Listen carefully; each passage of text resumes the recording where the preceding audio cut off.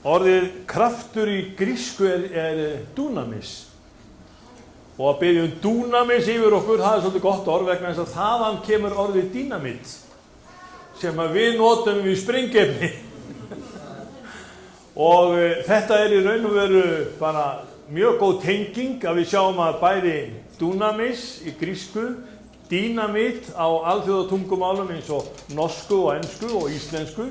Þetta táknar í raun og veru það sama, við erum að tala sprengikraftin, sem getur náttúrulega haft gríðarleg áhrif. Og það svolítið merkilegt með sprengikraftin, þeir lentu í því í Bandaríkjunum, hvort það var í Flórída eða í Kaliforníu. Það rak dauðan hval upp í fjöru. Og fjörurnar í Bandaríkjunum eru fallegar, með fallegum sandi, gulum sandi og þarna alltaf sól og naki fólk eða svo leiðis bara í sundfötum. Og það nú ekki gott að fara inn í fjöru með úldinn hval sér við hlið. Og við sem höfum fundið íldulykta hval, dauðum hval, við viljum gjarnan fá þetta í burtu. Og ekki bara bráðum, heldur strax. Bandaríkjamenn, þeir eru alltaf að nota tæknina. Þeir ætluðu bara að setja sprengjuefni undir hvalinn og sprengja hvalinn út. Og það var gert kunnugt. Sjónvarpsstöðvarnar mætt á staðinn og þær voru með myndavélar og taka mynd af þessu frábæra fyrirbæri þegar hvalnum yrði sprengt á haf út og honum bara fleygt í heilu lagi þarna út. Og fólks að raða sér þarna upp á fjörukampinn og allir eru að horfa á. Og það var sérstaklega til þess tekið með eitt tímið eða einn myndavélahópinn í sjónvarpsstöðvunum. Þeir voru svo nálægir og þeir voru akkurat að rétta staðnum, besta sjónarhornið. Svo hvað við sprenging, fyrst voru að telja niður, svo sprengdu þið hvalinn. Og í stað þess að hvalurinn lyftist upp og hettist út, þá tættist hann. Og þeir sáu það sjónvarpskallarnir með myndavélarnar nálægt að það kom bara eitt stórt úldið kjötstykki beint á það. Það sem átti að vera glæsileg útsending, það var bara hryllingur. Og fólkið sem var í kring, það var allsstaðar hlaupandi undan úldna kjötinu. Kraftur Guðs stundum þannig að við getum ekki stjórn á hann. Og kraftur Guðs, hann hefur yfirleitt haft þau áhrif, þegar hann kemur, að þá hefur hann gríðarleg áhrif. En einn munur á krafti Guðs og svona dínamíti eða dúnamíti það. Þegar sprengja á sér stað, þá tætir hún allt, hún stjórnlaus. Þegar kraftur Guðs mætir, þá hún stjórnað. Þá fer hann í rétta átt. Þá hefur hann þau áhrif sem hann þarf að hafa. Og við getum alveg sagt, Guð gef mér þinn kraft. Og það það sem skiptir öllu máli, að við í söfnuði Drottins, við höfum kraft Guðs yfir okkur. Á hvítasunnudag forðum, þegar kraftur Guðs fyllti húsið, þá var þetta ekki bara óviðráðanlegur kraftur, þá var þetta kraftur Guðs sem var stýrt á réttan stað. Og ég ætla að fara með ykkur í lok samkomun okkar sem var haldin upp á fjalli svona það bil 30-33 eftir Krist. Og við erum hvað eftir annað að vísa til þessara ræðu því að Jesús Kristur hann í raun og veru fyllti fjallshlíðina. Það nokkurn veginn vita hvað þetta var. Þetta var ekki langt frá Tíberías. Það ákveðinn staður við norðan Galileuvatn sem gjarnan notað sem ræðustaðurinn eða fjallið þar sem Jesús predikaði. Það ekki endilega víst að það sé rétti staðurinn, en þetta trúlega nálægt eða nær því sem heitir Magdalir. Og það hlíð, fjallshlíð sem stendur þarna upp, hún rís í raun og veru 100 metra eða 200 metra upp frá Galileuvatninu, en Galileuvatnið það 200 metrum undir sjávarmáli. Svo að þið eru komið þangað, þá þið bara mjög djúpt sokkinn. Og ef þið viljið vera ennþá dýpra sokkinn, þá getið þið farið með að Dauðahafinu, það 400 metrum undir sjávarmáli. Það dýpra heldur en kafbátarnir stóru og miklu fara, sem Bandaríkjamenn og Rússar eru með. Þeir vilja ekki fara niður fyrir 400 metra. Það eru örfáir kafbátar sem geta það. En þarna getið þið labbað niður og bara farið þarna Ég fór í Mikkelsen, úrabúðina og ég sá þarna úr sem voru mjög flott.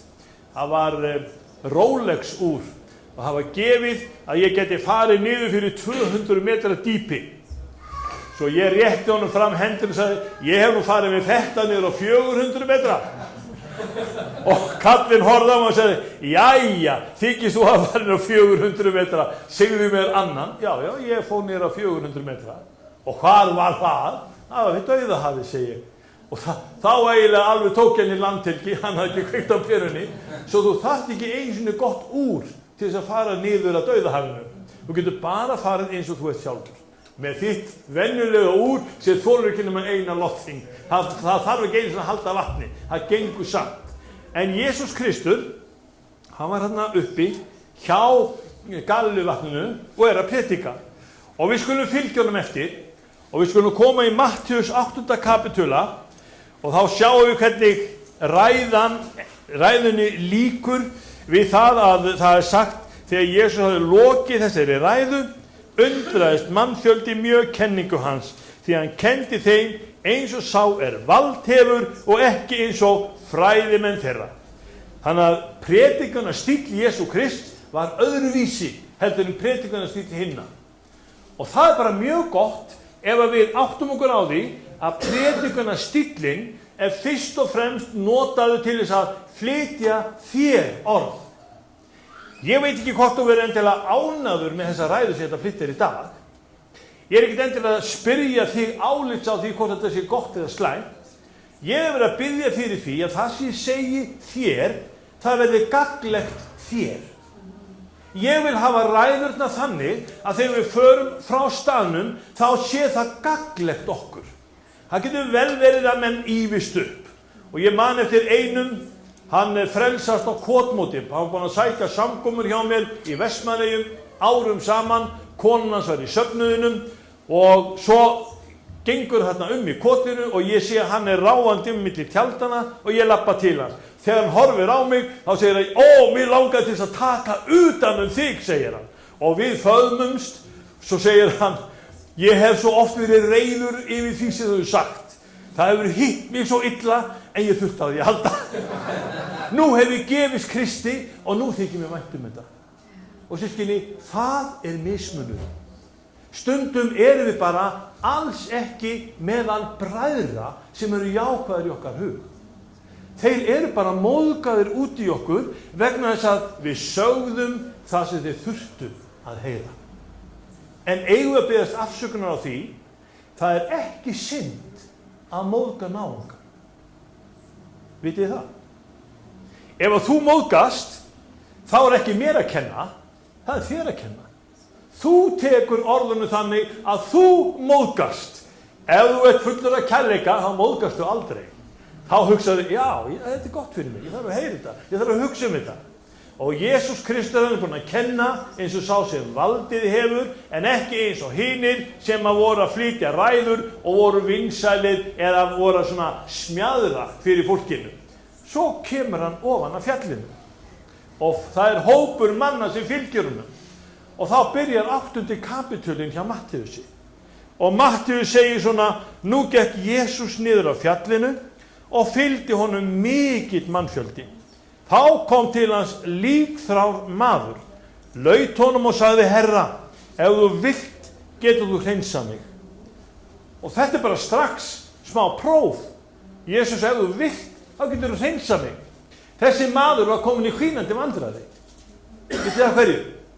Það var ekki bara það að hann veri líkþrár, hann var komin nálægt hópi sem hann mátti ekki nálgast.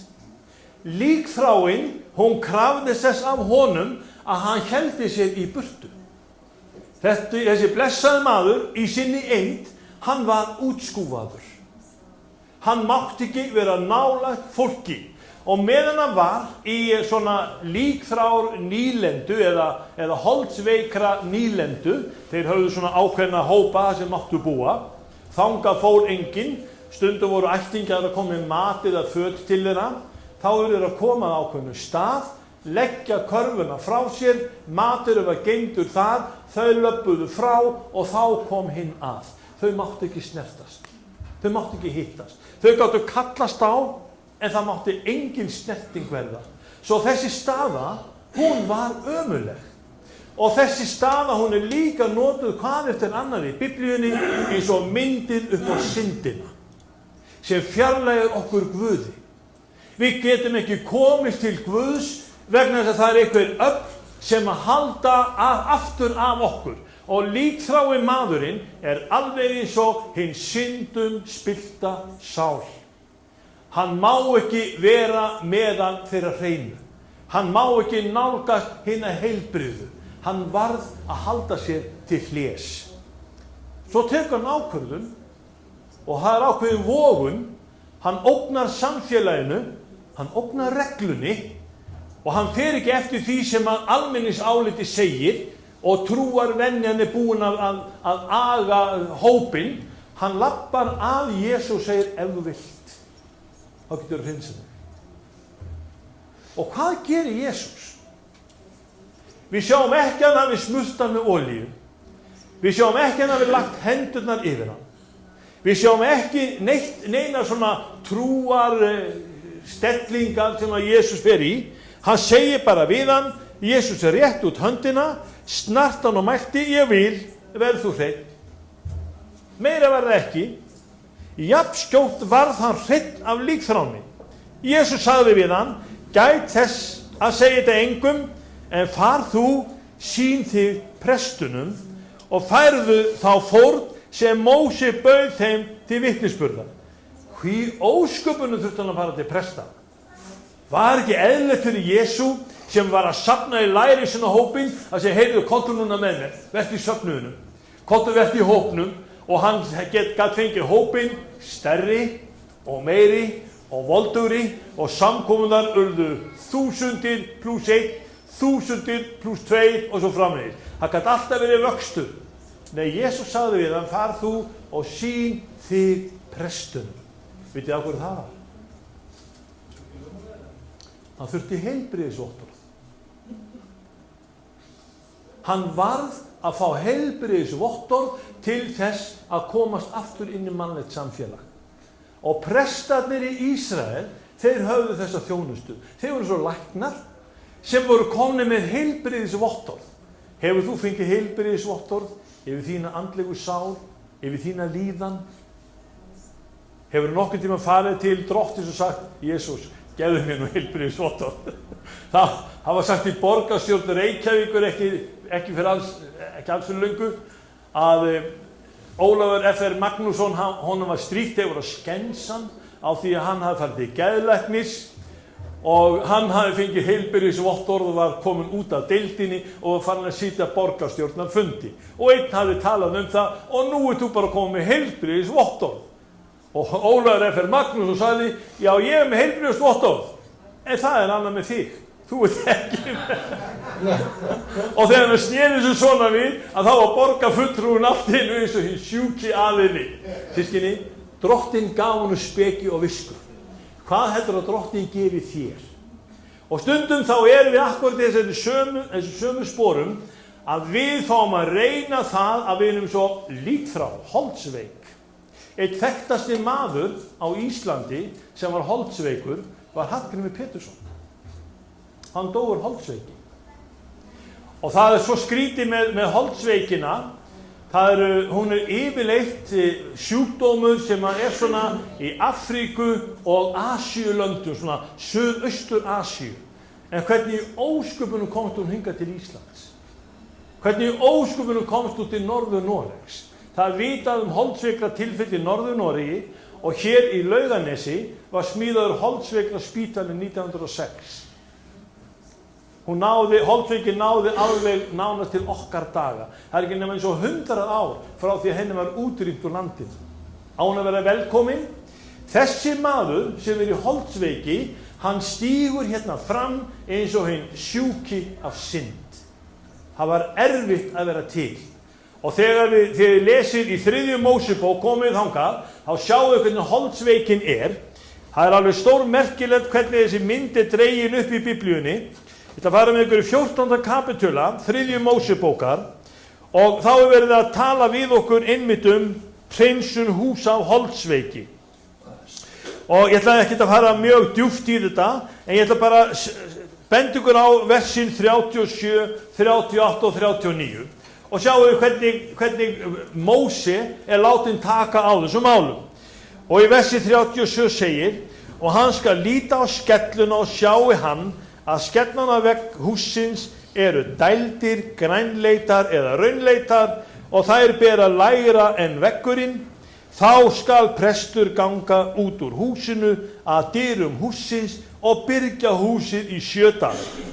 Og prestur skal koma aftur á 7. degi og líta á og sjái hann að skellan hefur fæst út á veggjum hússins. Þá skal prestur bjóða að brjóta þá steina úr sem skellan á og varpa þeim á óhreina stað utan borgar. Húsið átti að vera hreint. Þeir tóku hús sem var með holdsveikra gerlana og bakteríuna og þeir tóku steinana í burtu og fjarlægðu. Og ef við förum að skoða þessi mál, þá Pétur postuli svolítið að tengja okkur við einmitt þessa mynd þegar hann segir í bréfi sínu: látið byggjast sem lifandi steinar í andlegt hús. Hvernig litist ykkur á ef við varum hér í þessum söfnuði og sumir steinarnir eru heilbrigðir, sumir eru eins og líkþráir. Það veiki hjá okkur. Það sjúkleiki hið innra. Við erum ekki alveg með hreina samvisku, við höfum ekki alveg nógu klára siðferðiskennd og við vitum alveg þetta fylgir mannlífinu. Við erum alveg svo aðrir menn, skiljiði. Við eigum ekki að synga, en það getur verið að það fylgi okkur eitthvað gamalt úr gamla lífinu. En Drottinn vill endurnýja þig. Og ef hann sér að það einhver steinn í þinni byggingu, að því við erum bygging heilagsanda. Við erum mustir í heilagsanda, ekki satt. Þið kannið því þá mynd úr Biblíunni. Páll postulinn leggur það til að við séum hús, bygging, heilagsanda. Við erum staðurinn sem heilagur andi á að búa í. Heilagur andi ekki bara eins og vindurinn eða lægðin sem kemur með regnið og svo fer hann eitthvað norður í höf. Heilagur andi persóna sem er að leita eftir samastað. Er hann velkominn til því? Hann ber að dyrum og hann kannski bendir þér á: heyrðu, í þínu húsi eru skemmdir steinar. Ef við láta fjarlægja þá, láttu prestinn eða predikarann, leyfðu honum að tala til þín, svoleiðis að hann gefur þér heilnæmt orð, svo hann byggir þig upp siðferðilega. Og heyriði hvert þjóðin okkar komin, þegar hún veit ekki sitt rjúkandi ráð hvað rétt og rangt. Hún svo illa stödd að hún veit ekki eins og í dag hvað mörg kyn. Hún að spyrja: erum við svona mörg eða megum við breyta? Hvað ég? Og Biblían segir svo skýrt og Jesus talar svo skýrt þetta. Hann gjörði þau karl og konu. Erum við gjörð karl eða konu? Þriðja atriði sem mjög athyglisvert hjá okkur, eða annað atriði. Við vitum ekki með einu sinni hvort við erum sköpuð eða þróuð. Og þegar við horfum á þróun mannsins, þá kannski getum við séð að það eiginlega oftast sem við sjáum öfug þróun heldur en einhverja aðra þróun. Af hverju maðurinn frekar á niðurleið en á uppleið? Það til þess vandamál í veröldinni að við sjáum að mennirnir elski hvern annan. Og við vitum að það búið að vera togstreita milli kynhvísla. Það sagt gjarnana í Bandaríkjunum, það togstreita milli svartra og hvíta. Í Afríku, þar sem allir eru svartir, það líka togstreita á milli svartra og svartra. Og svo heyrir við með arabana sem allir að vera sömu trúa, það líka togstreita milli arabana sem eru muslimir eða annarkvort síta eða sía, og við heyrum allstaðar þetta fylgir manninum. Það einhver togstreita. Við erum ekkert laus við þetta í Evrópu. Við erum ekkert laus við þetta hér í okkar eigin landi, Og meira segja systkini, í söfnuði eins og okkar myndast togstreita. Við sjálf, bara þegar þetta kemur að okkur, þá fara sumir betur í okkur heldur en aðrir. Og ég kann betur við þennan heldur en hinn. Og af hverju þetta? Við þurfum að æfa okkur í að sýna okkur öðrum kærleika. Elskið hvern annan. Af hverju halda þetta sé boðorð? Þetta boðorð vegna þess að þetta ekki auðvelt. Hugsið ykkur að þið þurfið að elska mig eftir þess að ræða. Þetta ákveðin áskorun. Ef við höfum aðeins að velta þessu fyrir okkur, þá Drottinn að tala til okkar til þess að móta okkur.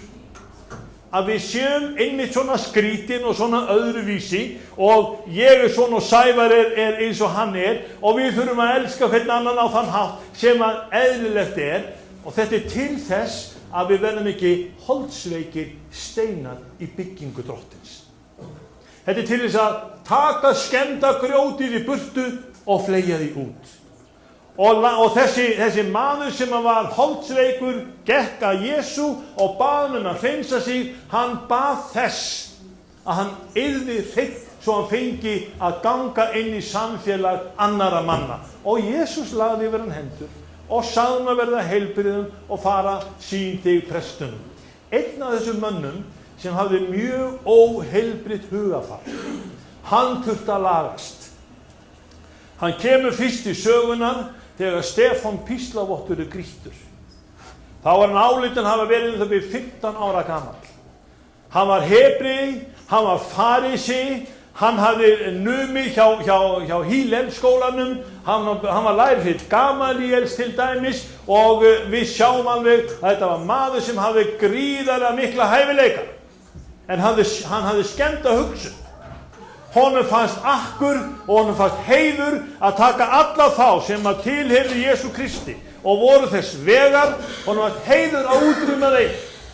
Hann var með bréf upp á það að fara af land úr landi, borg í borg, taka alla þessa kristnu, hneppa þá í fangelsi og ef þið vildi ekki hlýða honum, þá hafði hann leyfi til þess að drepa. Hann var eins og James Bond þess tíma. 007, en trúlega hefur hann verið bara 001. Páll postuli var einn af þessum fyrstum. Og þessi maður gekk og gerði illt og hann græddi ekki alla þá sem djöflum voru undir okkar. Ekki þá. Svo það Jesús Kristus sem mætir hún. Og hann sendur út og gerður út af verkinu. Og komið með mér núna í postulasöguna. Og sjáu þið hvað hefur gert hjá þessu manni. Mér finnst þetta alveg dásamlegt að bera hann saman við það þegar Drottinn hefur hreinsað húsið og tekið skemmda steina og gert okkur að lifandi steinum í musteri sínu. Og sjáu þið postulasöguna 14. Þetta maðurinn sem var sendur út, hann hafði verið vottur af því þegar Stefán píslavottur var drepinn. Og nú var komið að honum. Og hér eru komin að sögu sem bendi til þess að Páll postuli, hann var drepinn. Ég veit ekki hvort þið trúið því, en lesum aðeins saman. Sjáu þið, hann stattur í Íkonium, Lýstru og Derbe og þegar hann kemur þarna, við skulum fara í 19. versið, þá komu gyðingar frá Antíokkíum og Íkonium, töldu þið fólkið á sitt mál og menn grýttu Pál. Drógu hann út úr borginni og hugðu hann dáinn. Það ekki sagt að neitt læknir hafi komið þarna að honum, enginn gaf út dánarvottorð, en ég held að þessi menn hafi haft alveg rétt að standa. Þeir sá alveg muninn á lifandi mann og dauðum. Þeir voru búin að grýta hann og Páll postuli, hann átti ekki fleiri daga eftir. Þetta var síðasti dagurinn. Lifandi steinn í andlegu húsi Drottins. Postuli, kennari heiðinga, búinn að fara land úr landi, búinn að styggja gyðinga. Hann var búinn að vera bæði einn af þeim sem styggði hina kristnu. Og Ananías, hann átti erfitt með að fara til hans og leggja hendur yfir hann þegar hann var veikur og blindur í strætinu hinu beina í Damaskus. Og Ananías, hann kvartaði Guð, kvartaði við hann þegar Guð sagði við hann, farðu og í þetta strætið beina til hans Símonar og legðu hendur yfir þennan Pál því að hann á að vera bróður þinn og ég valið hann mér til vitnisburðar. Og Hananías segir, heyrðu mig, hann var ekkert sáttur við þá köllun. Og kannski það þannig með þig. Þú ert ekkert endilega sáttur við það hvað Guð að segja þér að gera. En hann fór til Páls, lagði hendur yfir hann og sagði við hann, Sál bróðir. Mér finnst alveg dásanlegt þegar það kemur upp. Sál bróðir. Þetta var maðurinn sem hafði fengið köllun Guðs yfir sig. Og nú hann kominn á þennan stað í Derbe og grítunum, hendunum út úr borginni, hann var dauður og þá segir í 20. versinum, en lærisveinarnir slógu hringum hann og reis hann þá upp og gekk inn í borgina. Daginn eftir fór hann þaðan til Barnabas til Derbe. Hvað var að gerast hjá hinum kristnum þegar ræðan kostaði hann lífið? Og þegar postuli skrifaði Filipi bréfi, sjáu hvaða áhrif þetta hefur haft á hann. Ég hef oft velt þessu fyrir mér. Hvað var postuli að segja? Filipi bréfi 3. Alveg dásanlegt orð sem hann talar Þá ber kaflinn yfirskriftina að þekka Krist. Og það alveg stórmerkilegt þegar hann einmitt hefur orð á þessu. Þá segir hann, ég ætla aðeins að fara bara frá 8. versinu, seinni hluta 8. versins. Sakir hans hef ég mist allt og með það sem sorg til þess að ég geti áunnið Krist. Sakir hans hef ég mist allt. Vitið þið að í dag þá heyrum við svolítið öðruvísi predikanir. Sakir hans, þá hef ég fengið allt. Nú eru predikarar, það mjög algengt að leggja áherslu á það að við verðum ríkir. Okkur skort ekkert. Hvað, ekki Guð að blessa þig? Ert þú ennþá veikur? Hvað, áttu ekki pening? Hvað Guð í þínu lífi ef þú áttu ekki pening? Hver segir að þessi blessun eiga pening? Allir þeir ríku sem Biblían talar og glatast, þeir voru ríkir og glötuðust. Á hverju? Var synd að vera ríkur? Nei, við segjum það alls ekki. Það ekki synd að vera ríkur, en það svo algengt að ríkidæmið, það sviptir þig Guði. Ég meina til einnig vinkon okkar heim í Vestmannaeyjum. Hún sagði, veistu það, mér finnst ekki þurfa á Kristi að halda. Ég á allt. Það nákvæmlega mál. Það nákvæmlega mál. Okkur uppálagt. Ef þú ert alkohólisti, láttu Jesú frelsa þig. Ef þú ert veikur, láttu Jesú lækna þig. Ef þið vantar maka, ef þú ert í svona, ef þú ert í einhverju öðru, ef þú ert í vandræðum, komdu með þetta til Jesú. En hvað með þann sem ekkert í neinu vandræðum? Hvað með þann sem lifir bara heilbrigðu lífi? Hefur hann ekki ástæðu til að ganga Guði á hönd? Jú, líka. Göngum Guði á hönd. Því það Drottinn sem vill fá að meðhöndla okkur og vera með okkur í gegnum lífið. Ekki vera útskúfaður frá Guði almáttugur. Það getur vel verið að syndin útskúfi þér og að þinni syndugu, þeir vilja ekkert með þig hafa. En sjáu hvað postuli segir í framhaldinu af þessu, þegar hann talar þetta, sakir hans hef ég mist allt og með þessi sorg til að ég geti áunnið Krist og reynst vera í honum. Nú á ég ekki eigið réttlæti. Það fæst af lögmáli, heldur það fæst fyrir trú á Krist. Réttlæti frá Guði með trúnni. Svo segir hann 10. versinu, ég vil þekka Krist og kraft upprisu hans og samfélag písla hans. Hvað svona eftirsótt við það? Að vilja þekka samfélag písla hans kominn tími. Það svo algengt að við viljum ekki gangi gegnum neina erfiðleika. En vitið þið, hafi ekki lesið sögurnar fólk sem hefur gengið gegnum erfiðleika, svo hefur það sögu að segja það losnaði. Hafa ekki lesið sögurnar um mennina sem voru veikir og sjúkir, svo hafa það sögu að segja þeir læknuðust. Áður en lækningin eða bænasvarið kom, þá var þrengingatímabil. Hafið ekki lesið söguna um Jósef sem var í Egyptalandi, seldur sem þræll, var í húsi faraós og það voru upplognar sakir bornar á mannin og hann var sendur í fangelsi og það var engin lögfræðingur honum til aðstoðar. Hann sat og beið árum saman. Það var ekki góður tími í lífi Jósef. Það var ekki fyrr heldur en að Guð vitjaði faraós, að draumandi fór að koma til faraós.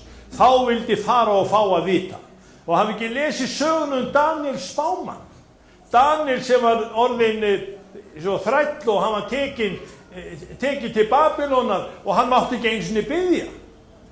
Og hann opnaði samt gluggann til austurs og bað sína bænir og fór með sálmana sem við vitum og getum lesið í Davíðs sálmunum. Það er sama bænahald og þið sjáu gyðingana vera með. Þegar komið til Ísraels, þá eru gyðingarnir alltaf biðjandi við grátmúrin. Og hvað er það að biðja um? Þeir biðja með sálmum Davíðs.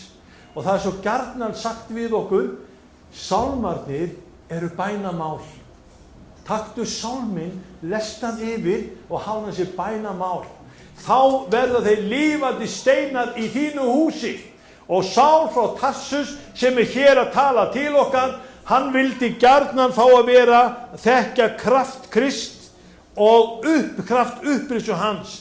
Ég vil þekkja Krist og kraft upprisu hans með því að mótast eftir honum í dauða hans. Og sannarlega þá hefur þetta orð ræst hjá Páli postula. Hann fékk að reyna dauðan og vissi að þegar hann gat ekki gert neitt og hann var orðinn andvana lík á strætum Derbe, þá var aðeins Guðs kraftur sem gat komið yfir hann. Og hann þurfti ekki endilega að treysta á það að Guð bjargaði honum. Hann vissi alveg hvað var að gera, hann greinir frá því í seinna Kórinthubréfi. Hann þekkti mann. Hann vissi ekki hvort það var í líkamanum eða utan líkamans. Hann var hrifinn upp. Hann heyrði ósegjanleg orð. Hann var í paradís Guðs. Hvenær hafði Páll postuli reynt þetta? Var hann á bæn eða var það þegar hann fór út úr líkamanum og hann mætti Jesú Kristi?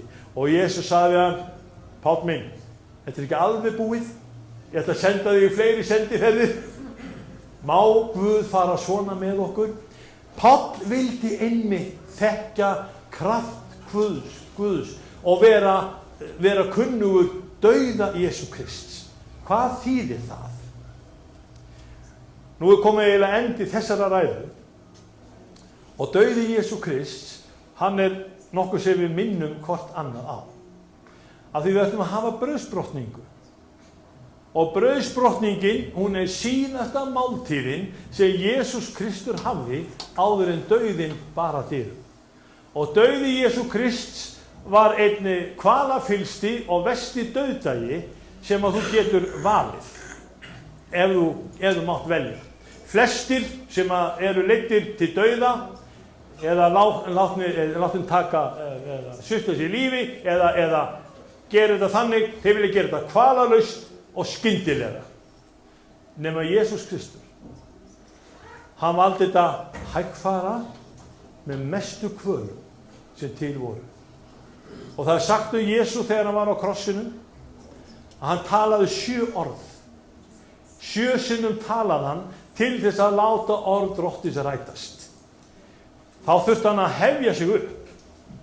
Naglarnir fóru í gegnum beinin, gegnum úlnliðina og hann þurfti að toga í og fylla lungun á lofti. Og bara við hvert einasta andardrátt, þá eru kvalir. Þetta gerði hann þín og mín vegna.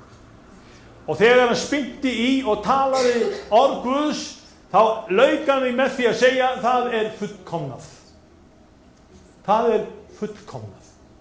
Og við erum að ganga inn í þessa brauðsbrotningu sem segir við okkur, allir þeir sem trúa á Jesú, þeir viðurkenna að dauði hans er nægilegur fyrir okkur. Við getum engu bætt fyrir eða við fagnar erindi. Eina sem við þurfum að gera, við erum lifandi steinar, tökum mark á því sem Biblían segir, leifum Guði móta okkur til dýrðar sinnar og jafnvel þó að við fáum að reyna dauða og upprissu, leifum Kristi móta okkur til sinna dýrðar. Þjáningar og þrautir eru ekkert samanborið við það sem framundan og dýrð Drottins, hún á leiðinni til okkar. Komið með mig nú í 1. Kórintubréf 11. Við skulum ganga að borði Drottins og þið sem eru hér í söfnuðunum, þið stjórnið þessari athöfn. En ég ætla að fá að lesa fyrir ykkur 11. kapitulan í 1. Kórintubréfi. Og ég ætla að biðja ykkur að rísa nú á fætur.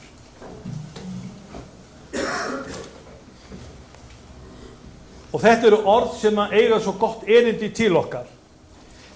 Postuli var ekki einn af þeim sem var í síðustu kvöldmáltíðinni. En hann segir, því ég hef meðtekið frá Drottni það sem ég hef kennt yður. Nóttina sem Drottinn Jesús var svikinn, tók hann brauð. Gjörði þakkir, braut það og sagði, þetta er minn líkami sem er fyrir yður. Gjörið því mína minningu. Sömuleiðis tók hann á bikarinn eftir kvöldmáltíðin og sagði, þessi bikar er nýji sáttmáli í mínu blóði, gjörið þetta svo oft sem þið drekkið í mína minningu. Svo oft sem þið etið þetta brauð og drekkið af bikarnum, boðið þið dauða Drottins þangað til hann kemur. Hver sem etur brauðið eða drekkur bikar Drottins óverðulega, verður þess vegna sekur við líkama og blóð Drottins. Hver maður prófi sjálfan sig og eti síðan af brauðinu og drekki af bikarnum. Og meðan við erum í þessari stöðu, rennum huganum yfir okkur sjálf eða okkur sjálf. Prófum okkur sjálf. Erum við í Kristi? Á ég hlutinn í honum? Á hann mig? Er ég lifandi steinn í musteri hans? Við skulum biðja saman. Drottinn minn, þakka þér fyrir þessa athöfn. Við munum ganga inn í hana með þessu hugafari að rannsaka okkur sjálf. Gefum okkur þá náð, Drottinn, að við fáum að finna okkur sem lifandi steina og ef eitthvað er í okkur sem að þú vilt fá í burtu, bent okkur á það. Hjálpa okkur til þess að við fáum að vera heilbrigð og eðlileg. Við fáum að vera með holla hætti, Drottinn minn, og lifandi samfélag við þig. Gefðu heilugum anda pláss að vera með okkur og í okkur og móta okkur til þinna dýrðar. Mótuð af dauða þínum og mótuð af upprissu þinni. Í Jesú nafni. Amen.